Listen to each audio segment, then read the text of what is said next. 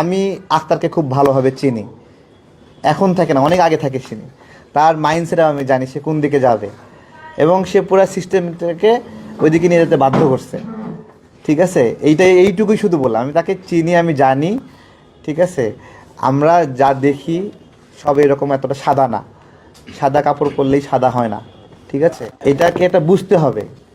তাদের এই common sense নাই যে রাজনীতি শুধু এই ফেব্রুয়ারি পর্যন্ত না, আরও রাজনীতি করতে হবে। এমন একটা দলের সঙ্গে গেল, তারাই বলছিল যে ইতিহাসে দায় আছে এমন কারোর সাথে নির্বাচন করবে না, তার মানে তাদের কথা ঠিক নাই। তারাই জোর গলায় বলছে না 300 আসনে দেবে, বলছে না যে আপনার হলো তারা জয়ী হবে, 400-র মধ্যে 300 পাবে, এরকম বলছে না, বলছে না? তাহলে এগুলো হলো আমরা দেখলাম তাদের মুখের কোয়ালিটি, এই মুখ দিয়ে কি কি বের হয় সেটা আমরা জানলাম। ঠিক আছে, জামাত যেখানেই তার জোটকে আসন ছেড়ে দিচ্ছে, জামাত সেখানেই হেরে যাবে। ঠিক একইভাবে বিএনপিও যেখানে যেখানে জোটকে আসন ছেড়ে দিচ্ছে সেখানে সেখানেই বিএনপি হারবে।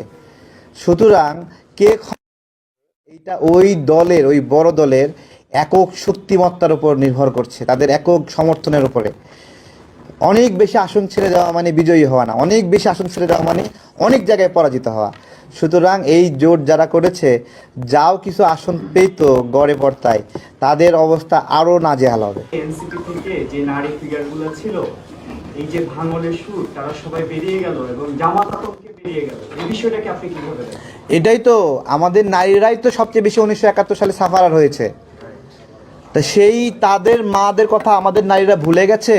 তাদের মায়েরা, তাদের আগের প্রজন্মের নারীরা এই তাদের প্রতি কী আচরণ করেছে এই মানুষগুলো, এই রাজাকাররা, এটা ভুলে গেছে? ভুলে যাওয়া এত সহজ?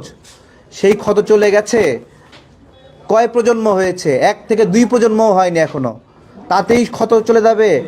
10 প্রজন্ম পার হতে দেন, তারপরে সেই ধর্ষণ, গণহত্যা 71-এ সেগুলো ভুলবে।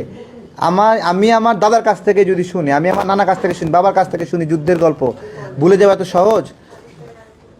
তো এইটাই আর কি। ধন্যবাদ সবাইকে। অবশ্যই, থ্যাংক ইউ। একটা প্রশ্ন ছিল, আপনার সাবেক একজন রাজনৈতিক সহযোদ্ধা, সে আপনার তার দলের যে সভাপতি, সেই বলছে যে নির্বাচিত হওয়ার জন্য, রাশিয়াদের কথা বলছি আমি, নির্বাচিত হওয়ার জন্য বিএনপিতে যোগ দিয়েছে। তো বিএনপিতে যোগ দিলে বা বিএনপি টিকিট পেলে কি নির্বাচিত হতে পারবে? এটা কত না, ওইটা হলো ফারুককে বিএনপি নেয়নি, এই জন্য সে মন খারাপ করে আছে। ঠিক আছে, সুযোগ পেলে সেও যেত। থ্যাংক ইউ সবাইকে, থ্যাংক ইউ। এই নারীদের প্রসঙ্গ যেটা বললেন, কিছুক্ষণ আগে একটা সংবাদ মাধ্যমে দেখলাম যে এনসিপি থেকে যারা বের হয়ে যাচ্ছে তাদেরকে আপনি আন্দোলনের জন্য এটা শুধু নারী না, এনসিপি মানে 71-এর প্রশ্নে, রাজাকার, জামাত, স্বাধীনতা বিরোধী প্রশ্নে এনসিপি থেকে যারাই পদত্যাগ করবে তাদেরকে আমরা ফুল দিয়ে এখানে অভিনন্দন জানাবো।